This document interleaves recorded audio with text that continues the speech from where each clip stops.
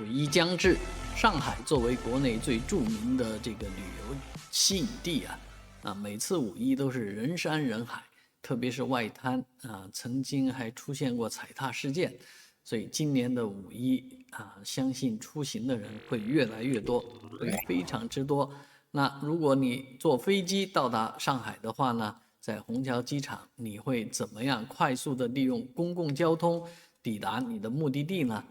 其实在这个虹桥枢纽来讲，非常的庞大。从这个机场出来之后，你有可能一下发懵。但是在虹桥机场的 T2 航站楼，你出来之后呢，是有两种选择，一个是如果你没有托运的行李，你就可以直接通过2楼的彩虹桥出去。这个彩虹桥是有2座的。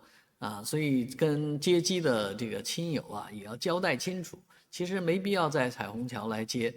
那有可以选择一些 meeting point 特别是停车场的有这样的设置所以可以出去。另外，出租汽车的话呢，你要到4号门外面其实在3号门这里当然，如果你要选择轨道交通的话，就更加的方便T2 是有这个10号线和2号线，而在 T1 呢，则有一个10号线。所以在虹桥机场的 T1 和 T2 出来都有公共交通。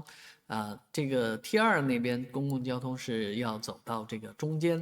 所谓东交通中心有多路多层多路的这个公交可以选择。而现在新出的一个叫做71路公交71路，这是上海著名的中运量的交通呢，它会贯穿这个机场，所以它在地面你可以选择选乘这个71路公交当然你要注意方向否则的话它兜一圈也挺浪费时间的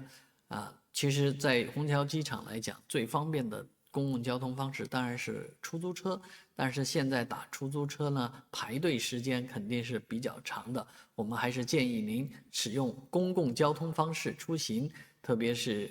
公交和地铁，能够迅速的离开机场枢纽区域，然后再换乘或者换打出租车都很方便。